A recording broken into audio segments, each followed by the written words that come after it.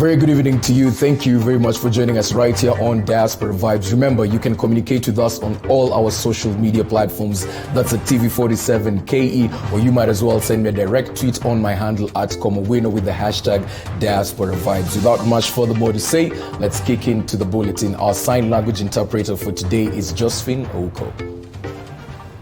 With the coronavirus strangling economies across the world, the United Nations now says it needs an additional $130 million to fund emergency operations, especially where climate and recession-induced food shortages could be exacerbated by the pandemic. A case scenario is in Zimbabwe. Take a look.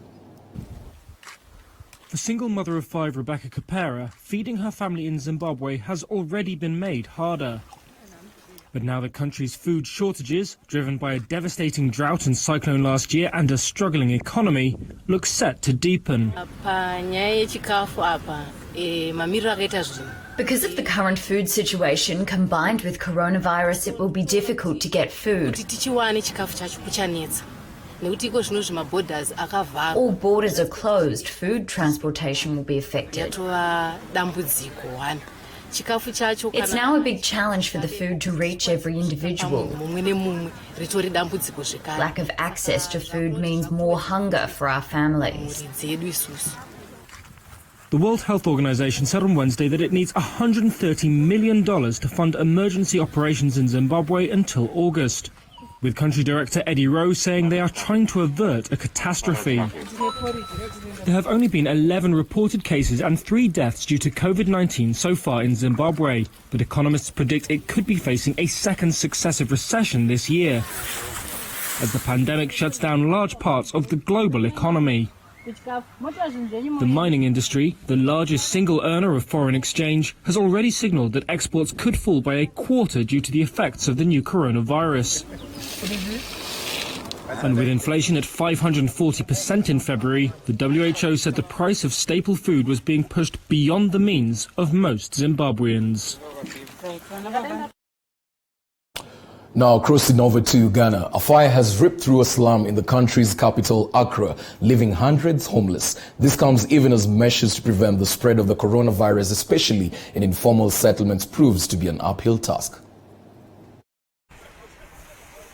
A fire has ripped through a slum in Ghana's capital, Accra, leaving hundreds of people homeless amid a partial lockdown. It is not yet clear what started the blaze, with though through makeshift homes constructed from wood and cardboard in the early hours of Tuesday, April 7 morning. Scrap dealer Hamdul Razak lost his home. Because of the coronavirus, or how are they calling it, they stopped us, we shouldn't do any work. So the money that we made it to save, that money that we are using to be feeding ourselves and our family. And this fire came out, burned everything. All of us have collapsed. Many of those living in the old Fadama market area are poor migrants from the north working in the informal sector. Mohammed Salifu, the chairman of the youth association that represents them, said authorities had not made any arrangements to accommodate the homeless and that he expected them to share with friends or seek shelter in a church. Local media outlet Ghana Web said 800 wooden structures had been destroyed. The area was in partial lockdown to stop the spread of coronavirus. Ghana, which had reported more than 280 cases, had introduced social distancing measures, curfews in some districts, and travel bans. All right, moving on. Loved ones who would usually visit a memorial site to mourn those killed in the 1994 genocide in Rwanda in a week-long ceremony were this year forced to watch a sole commemorative event from home amid coronavirus restrictions. Here's how it unfolded. Rwanda marked the anniversary of its 1994 genocide on Tuesday. But loved ones of the deceased who would usually visit a memorial site to grieve were forced to stay at home. For last year's 25th anniversary, thousands of people marched from Parliament to the National Soccer Stadium. After they entered, the lights were extinguished and the darkness was broken by a sea of flickering candles as survivors spoke. But this year, the global coronavirus pandemic has ushered in measures aimed at halting the spreading disease. Rwanda, which has more than 100 cases, has closed its borders, restricted movement, and ordered its citizens to stay indoors except for essential activities. That limited people to watching the country's sole memorial event on television and social media. President Paul Kagame said it was important to remember the genocide despite the outbreak, but that it was hard as people cannot be physically together to comfort one another. He laid the wreath and lit the flame of hope at the Gisozi Memorial Site, where more than 250,000 of people were buried. Authorities are still exhuming bodies from the 100-day genocide, in which 800 ethnic Tutsis and politically moderate Hutus were killed. The informal sector in Africa's largest democracy, Nigeria, has been greatly impacted by the country's lockdown. Like millions in Africa, Ajepu works in the informal sector, which accounts for more than 85% of employment across the entire continent and will be largely bypassed by meager economic support measures that cash-strapped governments are rolling out. Here is the story. Lagos tailor Kemi Adepoju is sorting through dozens of dresses, most which will never get the chance to be worn. The glamorous Lagos party scene means she's usually kept busy, but these dresses are unlikely to ever get to be collected due to Nigeria's lockdown.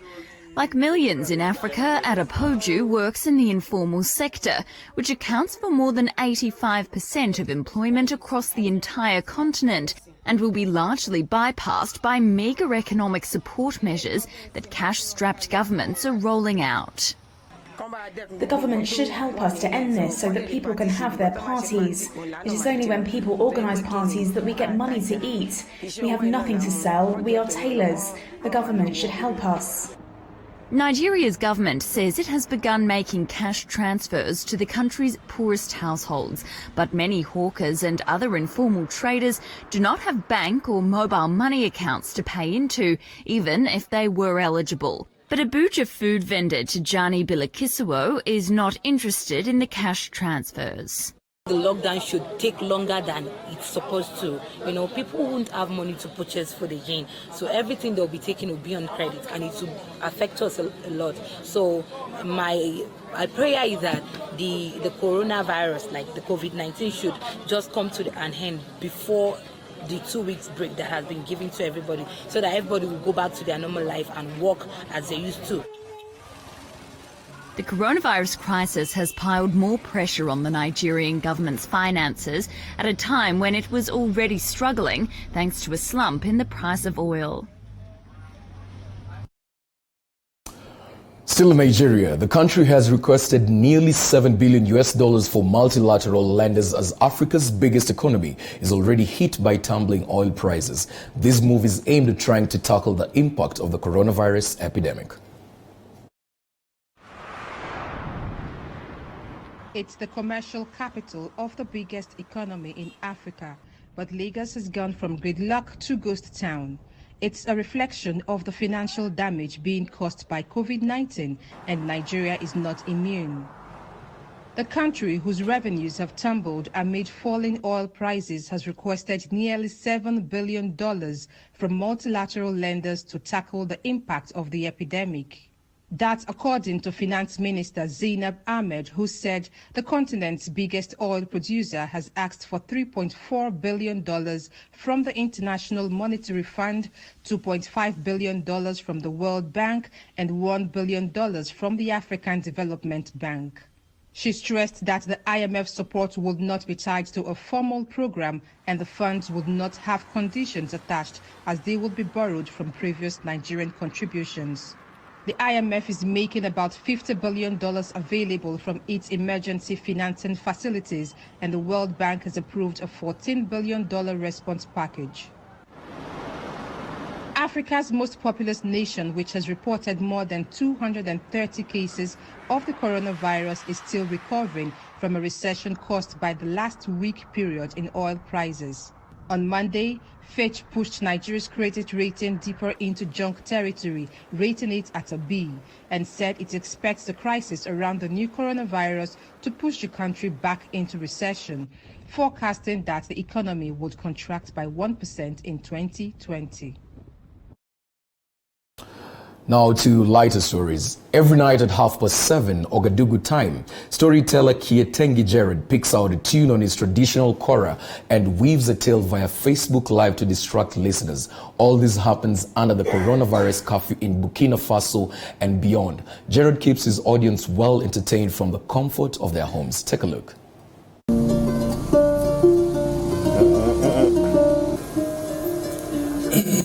Every night at 7:30 Ouagadougou time, storyteller Kientega Pingdewinda Gerald picks out a tune on his traditional kora and weaves a tale via Facebook Live to distract listeners under coronavirus curfew in Burkina Faso and beyond. Kaito! Vroom! Aha! Les anciens disent que on ne connaît l'importance des fesses que lorsqu'elles portent des furoncles. Aïe!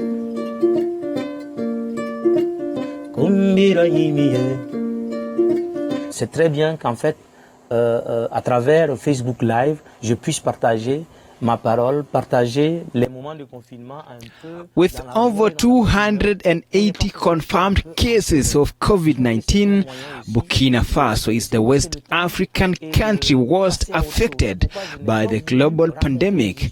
When the government declared a state of emergency in March, KPG, as he is known, decided to put his skills to use in a 21st century format. The modern day bird has won awards in Lebanon, Denmark, Canada, Benin, and takes part in dozens of festivals worldwide over years.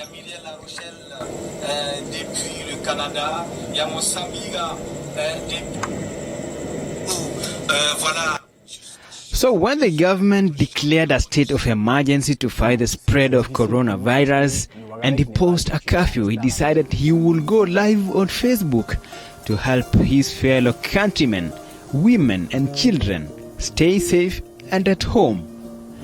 Before the show, KPG will tell his audience if the reading is for adults or children. And even though he doesn't like to talk about coronavirus, he still washes his hands before going into the forge, the space in which he shares his stories. Zida, who lives with his brothers, has had to change his whole way of life since the first case of coronavirus infection was confirmed.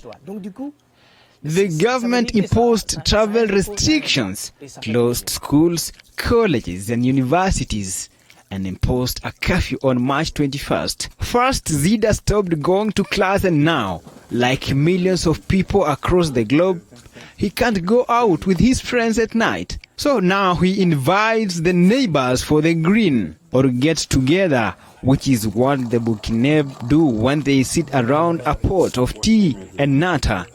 KPG is urging other artists to join him in helping people survive the pandemic because he believes they have far greater powers of persuasion than politicians and experts who advise people to take precautions, and because it is time for joining hands and hearts to fight the virus. Merci encore à Zida Alelwende pour ces partages. Merci beaucoup. Very interesting time to pass your time during this time that everybody is quarantining and experiencing the curfews. Let's move on. Africa's informal sector has been badly hit by confinement measures, the suspension of flights, and a massive reduction in trade as governments impose restrictions to stop the spread of the novel coronavirus. One of those affected is Ivorian horticulturist Drissa Yeo, a smallholder farmer who grows red heliconias and other exotic flowers on 2 acres of land in Azue, 30 kilometers outside of the commercial capital Abidjan. His once prestigious business is slowly wasting away due to the pandemic. Take a look.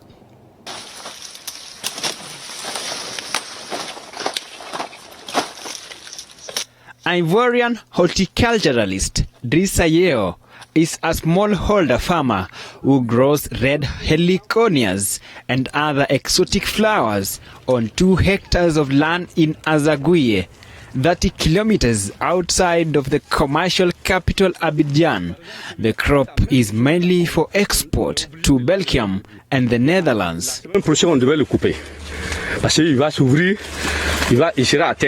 He switched from a banana crop 10 years ago to the more lucrative tropical flower trade, which earns him an average of $2,500 per week, exporting to Europe by air freight twice a week.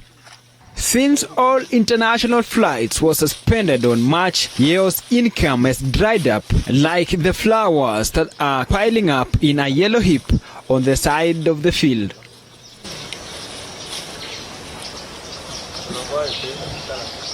The farmers have to keep working to make sure they don't lose the crop altogether, as they can't allow the flower to mature and die naturally, otherwise they will not grow back. Il n'y a plus de vol. Nos partenaires depuis le début du mois, avec c'est mondial. Yeo says they were told by the transit companies they use that suspension of the flights will go on until May. With 30 workers cutting and preparing the flowers on his land, he says it won't be the coronavirus that kills them. It will be loss of the business. With the loss of tourism, as well, even big hotels in Abidjan want to buy his flowers, which he grows as part of a cooperative of small farmers who each find their own clans to trade with. Au père de la nation et au chef du gouvernement. Since 29th of March, Abidjan has closed off the city to limit the spread of COVID-19 to the regions. Trade is allowed through, but there are long lines of trucks at checkpoints erected on the main roads into Abidjan as health workers control each driver's temperature before letting them through. The majority of employment in sub-Saharan Africa is in the informal sector, up to 66%, according to the International Labour Organization 2018 estimates. In African Union study published last week, about 20 million jobs are at risk in Africa, as the continent's economies are projected to shrink this year due to the impact of the coronavirus pandemic. So far, Africa accounts for just a fraction of total cases of the coronavirus, which has infected more than 1 million people worldwide. But African economies are already facing an impending global economic downturn, plummeting oil and commodity prices, and an imploding tourism sector. The impact on employment will be dramatic. Aaron Kipkoech, TV47.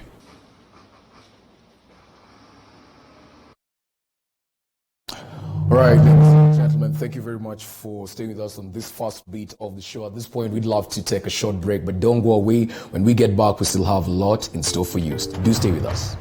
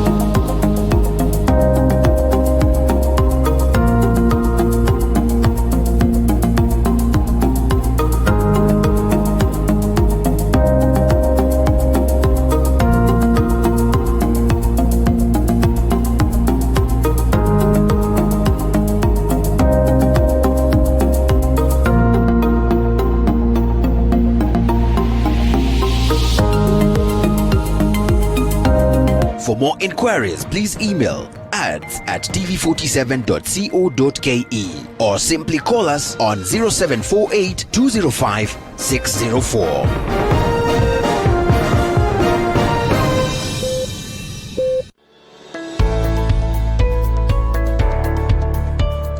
My name is Sujata Kotam Raju. I'm the National General Secretary of Hindu Council of Kenya. Namaskar to my dear sisters and brothers. Now this is the time everyone will have to take the responsibility to fight against this virus, not to spread further in this country. If at all, if you want to go out, maintain the social distance. Avoid going to the enclosed areas like supermarket, temples, churches, and any religious functions. Avoid shaking your hands and hugs, any form of physical contact. You can just say namaste. For more information, dial 719 or *719#. Kamesha Corona.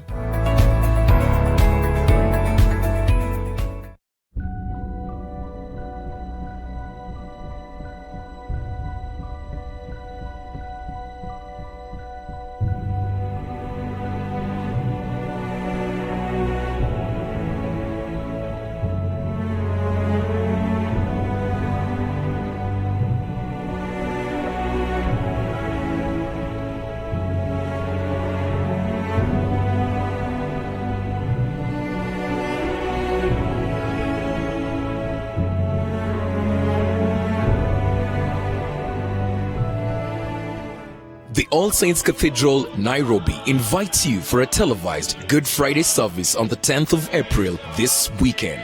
Tune in to TV47 for a live service starting 11 a.m.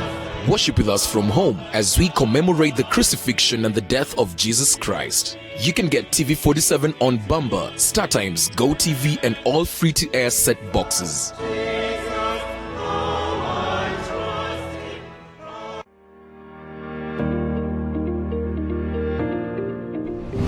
Look at gesturing.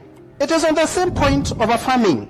But in this case, on gesturing, this is where as a teacher, you are working. The second reason why entrepreneurship is important is also that it helps you to plan for business finance. Business finance here simply means how much money do you need at the point of starting the business, and when is it needed, and is it for a short period of time or for a long period of time. We still feel that the tourists are not getting value for their money. That experiential experience they are looking for is not there.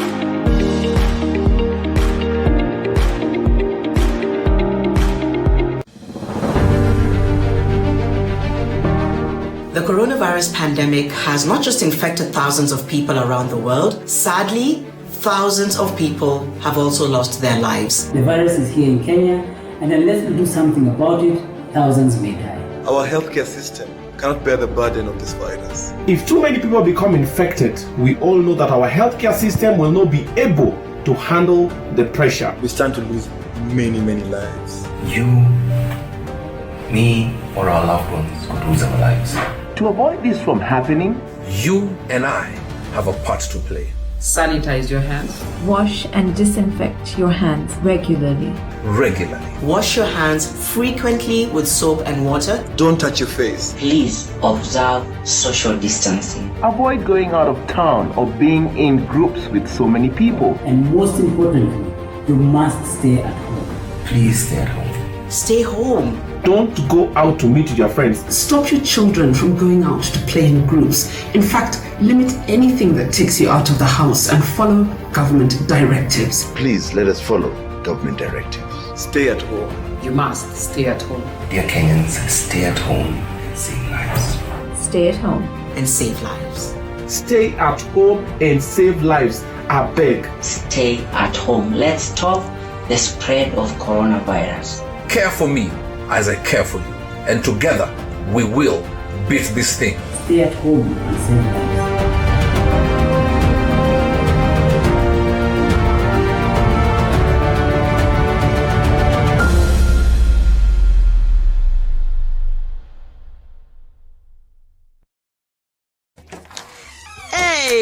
Sospita Son. Tumefutwa wote. Yawa, pia wewe. Tumeachiliwa. Si pia wewe unaweza anzisha biashara yako. Na hii economy venye iko tough sana. But not too tough for Mwananchi Credit. Tutafanya aje? Si niko na 5 good cars. We can get a quick logbook loan approved within 6 hours. Nataka kuanzisha salon na spa. Hii haitatosa. Si tuko na title deeds pay. We can still get more money using them. Get a quick approval within 6 hours using your logbook or title deed. Do not get stuck. Call Mwananchi Credit today. Si nilikuambia. You are a big smart joke. Mwananchi Credit. Investor in people. Want to grow your business? You can simply do so on our 24-hour nationwide TV station. Email us on ads@tv47.co.ke.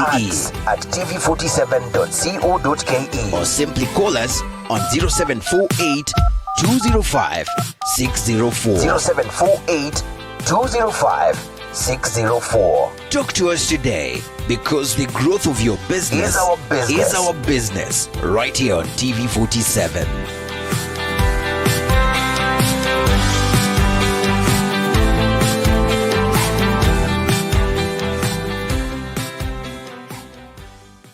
When we first heard that Kenya had actually announced the first case of coronavirus, I'm sure majority of us panicked and we were all asking ourselves, what are we going to do? And finally, this thing is here with us.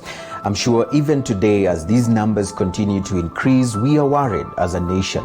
But the message of hope that I have for all of us is that this is just one of those moments that we will be looking back in some time in our history, and we'll be able to look back and celebrate how we managed to actually deal with this situation.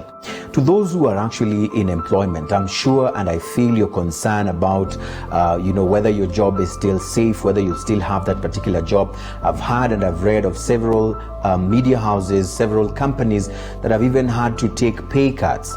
I think this is that particular moment when we need to actually be open-minded, ready for anything, as long as it is going to help sustain and keep all of us, going on. Now, for those who are in various businesses trying to keep up with what they've been doing and keeping up the Kenyan spirit, the good news is that here at TV47, we also celebrate and feel you. And that is why we've given out an opportunity even for free advertising, so that you're able to still keep the name of your brand and also tell your people what you're doing to actually roll back the cases of coronavirus. I know you've been told to stay home. I know you've been told to keep social distancing. Some of us have really felt that this is not practical, but this is that time when we need to take bold steps and try a little harder to actually follow to the latter what we're being told by the authorities in order to roll back and flatten this particular curve of coronavirus cases. Stay safe, stay home.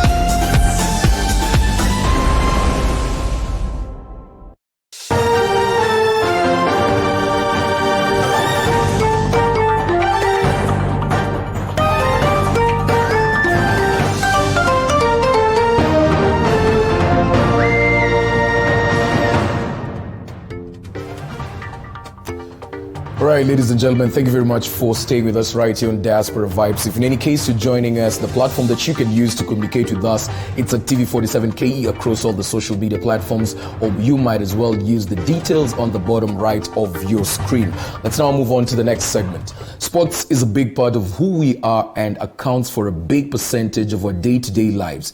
Some use it as an avenue to relieve stress or as hobbies, while others like Coach Cliff Award have fully ended up pursuing a career in the field. His story tonight on our weekly segment, Returning Diaspora. Take a look.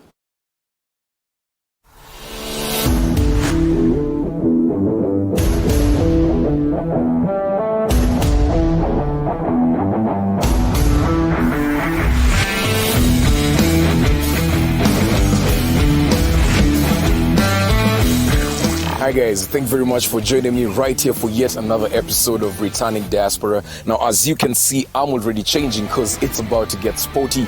I'll be sitting down with the one and only Coach Cliff Award, who is the head coach right here at the United States International University Africa, and also doubles up as the head coach of the Kenyan national basketball team, the Morans. Let's listen in to his story.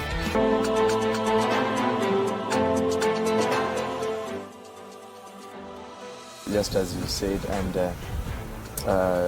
born in Kisumu, lived in Kenya, I'm Kenyan, yeah, and I'm a basketball coach by profession, and I coach USIU now as well as the Kenya national team, which is a Morans basketball team.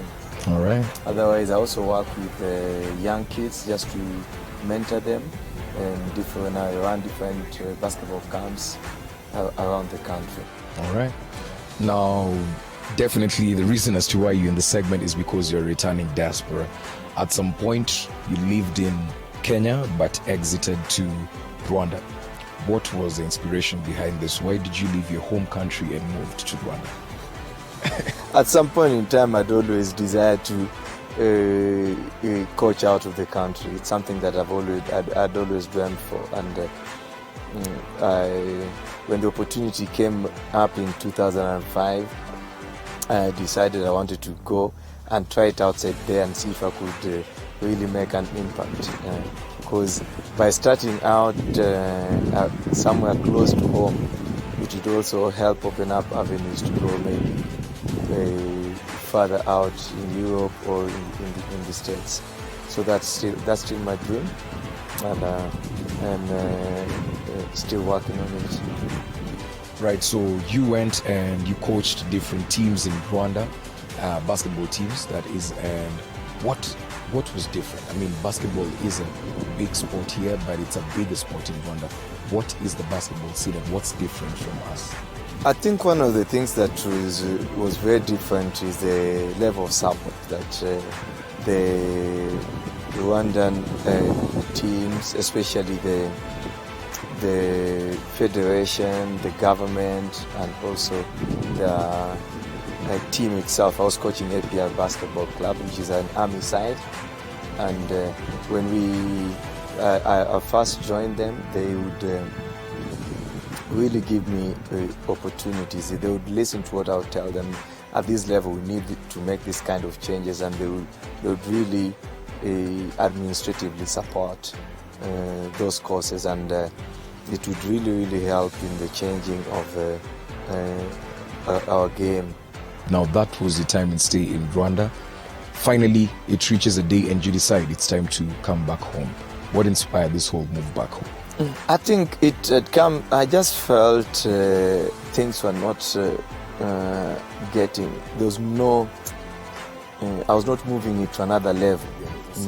There's no growth at all, and I'm thinking, I was hoping for some other challenges further abroad which were not forthcoming. And I said, maybe I need to go back home and face a new challenge there. And that's when I came back, and they gave me a chance to handle the Morans and also USIU basketball, that I've really seen enormous growth with both teams. We've done great with the Morans basketball team, and we finished second in the Afro-Can Championship in Mali. Just recently in the Afro-Basket qualifiers, we did a great job winning in the region. Yeah, and also with the USIU teams, I'm realizing a lot of progress with the college and the college boys and girls, and they're doing a great job. So maybe if we just touch on the issue of basketball a bit. We've always had talented players. I want to believe, because I myself am a basketball player, we've always had talented players, but it took Coach Cliff to come all the way back from Rwanda years after years to actually breathe in some life into the game that we all love, this game called basketball. What did you bring in different, and what did you come into like change and you realized, oh, this is where the problem is? To be honest, if I know if I say this, many people have not taken it kind of positively. One, we are an athletic country. We are a very athletic country, and Kenyans by nature, like you just mentioned, they can go somewhere and work out something. We are very aggressive by nature, and I brought in these two components. Other than that, what I actually added is structured basketball, and then in it we started. It's much of our mental, how we look at things, our perceptions in our mind. It all starts in the mind. So I worked so hard to transform their minds, get them to believe that we are not just participating, we are competitors and we are capable to be champions. I don't know if it's true. I've always said I don't know if it's true, if the grass is really green outside there. And Rwanda has been doing amazingly well in literally everything. Somebody want to leave and go to Rwanda, what would you advise be to this particular person? Especially somebody wanting to exit Kenya and go to Rwanda, yeah. One thing I want to confess and I accept about Rwanda is the fact that I like the way they do their stuff. Everything is structured. You just asked me about what are my plans. I'm still focused on going to coach in I've always dreamed either in Europe or in the US, or just for 2 seasons. 2 seasons. Yes, then back to Kenya, because I love Kenya so much. But otherwise, now that I'm still around, I really want to devote much of my time working with young kids. And that's one thing I do during holidays. I do try and do basketball camps for young kids just to help build their skills and also mentor them. And that's one of the key things that I'm very focused on. Coach Cliff, I want to thank you for your time and gracing us with your presence this evening. But before we finish, I can also see you're pretty much still fit. So maybe if I pick you up on a one-on-one, say game 1 or 2, let's see who still got this, right? Fine, we're just going on. Let's now move on to the code. I want to see if the coach still has it. I mean, I know I still have it. I don't know, but let's go and see this. All right.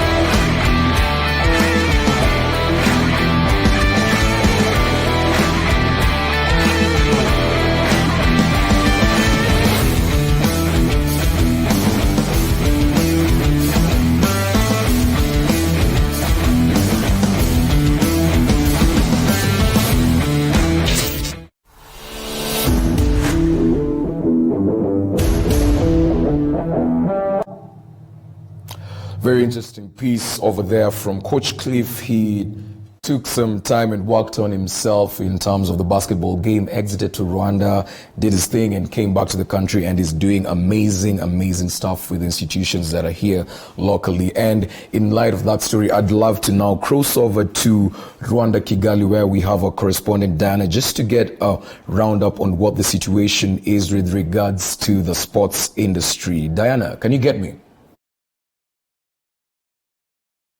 Hello, Diana, can you get me? All right, I think we're experiencing some technical hitch with regards to connecting to that call. Let's take a short break, but when we get back, we'll have that sorted out. Do stay with us.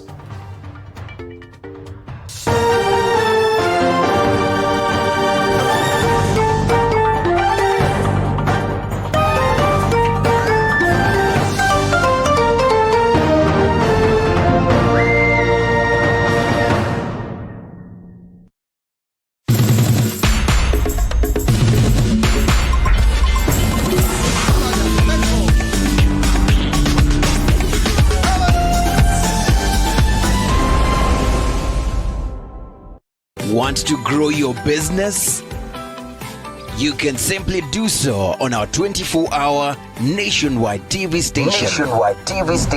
Email us on ads@tv47.co.ke.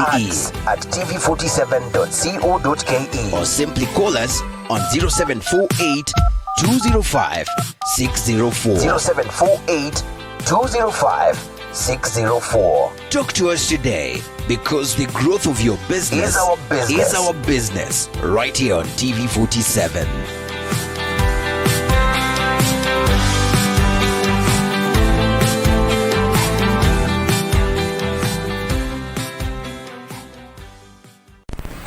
Hi Kenyans, this is Daddy Owen once again.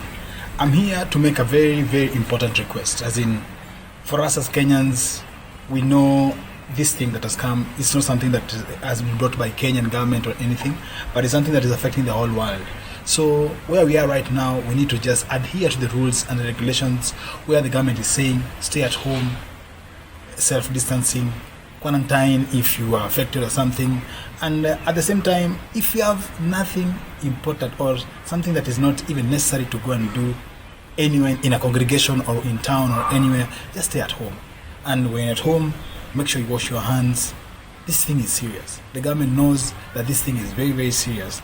By the virtue, you hear they've started introducing curfews. Next will be a lockdown. And to be honest, even a curfew is not easy. And try to imagine now, what about the lockdown?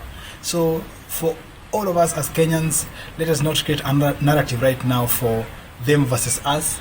It's just us as a country to come together, the government and the citizens to come together and make sure we fight this COVID-19 together as one.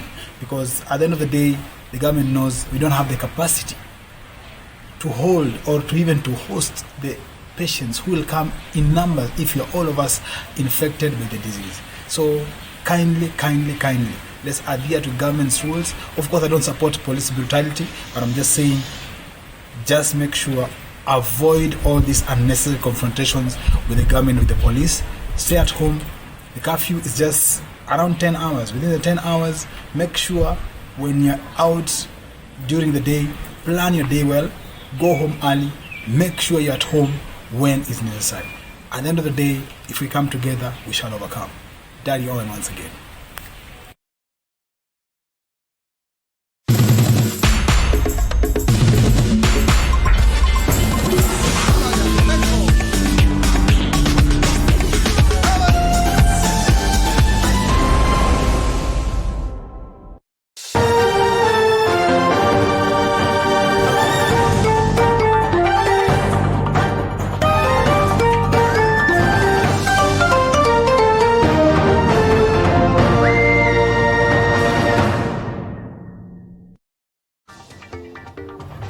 All right, thank you very much for staying with us. We've been experiencing some technical hitches. It's not been a good day in the technical beat, but at least we have that sorted out. And right before the break, we wanted to have a discussion with our Kigali correspondent, who's called Diana, just to give us a roundup on what the situation is in Rwanda with regards to the ripple effects that the COVID-19 has had on the sports sector. Diana, can you get me? Yes, Allan, I can get you. All right, Diana, thank you for joining us this evening. Thanks for having me. Okay, so right now, I just want you to give us a total roundup on what the situation is in Rwanda with regards to that COVID-19 on the sports sector. Well, Allan, let me just first let you know that sports is a very huge industry in this country, and so many people in the country are big fans of sports. But the COVID-19 pandemic has highly affected the sports industry. Now, first off, if you look at football, the football sector is currently lacking funds to maintain their teams. And so many sports players are currently jobless. And not only footballers that are being affected by the COVID-19 pandemic, referees, ticketing officials, they're also really being affected by this pandemic. Earlier this week, a statement was released by the president of one of the top soccer clubs here in the country, and it says that 90% of most football players' salaries here in Rwanda come from their fans.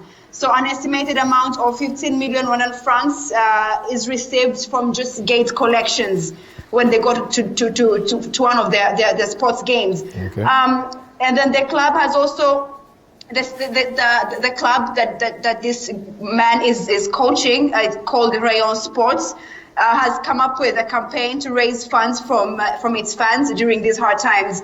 Since Saturday last week, the club has managed to collect about 2.5 million Rwandan francs from its fans. Another thing I would share with you is that 24 matches have been able to play so far in the Rwanda Premier League. Now, I'm not so good with sports or anything, but so far I know that we're supposed this Rwanda Premier League that's supposed to be ongoing, but the clubs remain with only 6 matches to go. The season was meant to be concluded by May 31st, but now officials are not sure when the league will end due to the COVID-19 pandemic. All right. Now, you've mentioned the games that were played. How are the games able to go on, and at the same time we're supposed to maintain social distancing? How is that coming through? Well, so far the country is on a strict lockdown. There are no sports going on. There's no games. Basically, there's nothing related to sports going on. All right.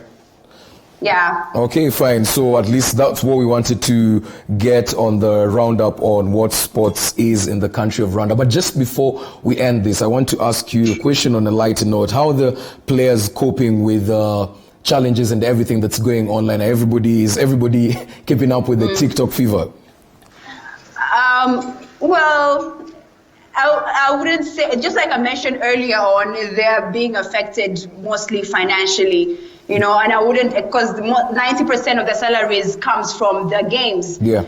Yes, and that when it comes to things like TikTok, they're not these are people that go on social media and entertain people or anything, but all we know is that they are highly affected financially, and it's really bad for them so far.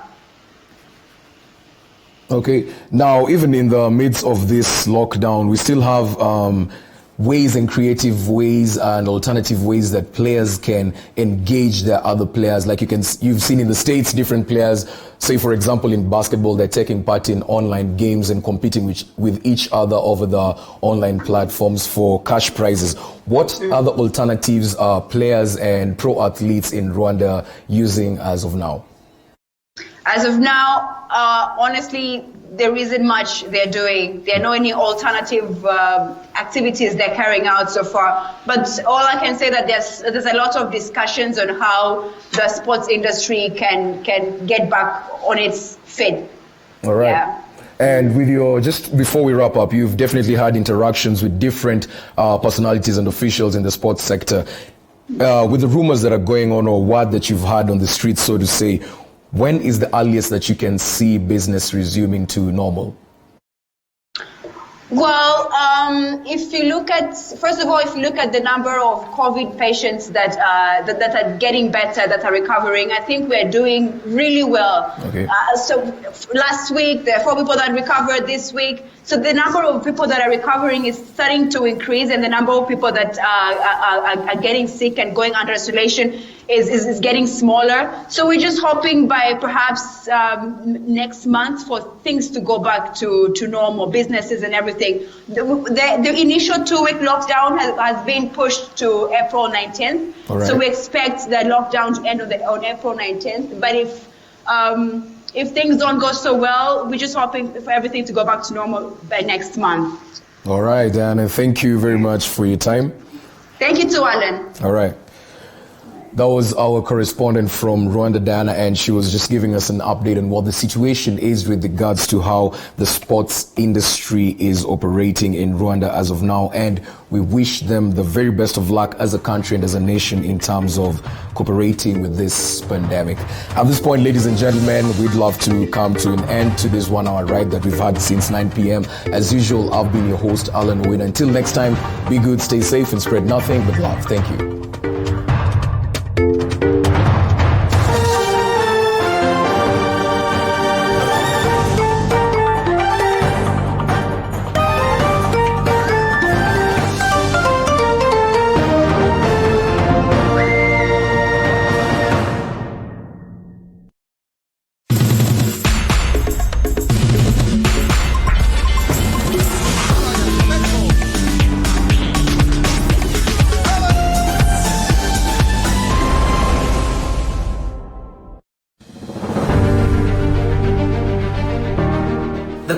coronavirus pandemic has not just infected thousands of people around the world, sadly, thousands of people have also lost their lives. The virus is here in Kenya, and unless we do something about it, thousands may die. Our healthcare system cannot bear the burden of this virus. If too many people become infected, we all know that our healthcare system will not be able to handle the pressure. We stand to lose many lives. You, me, or our loved ones could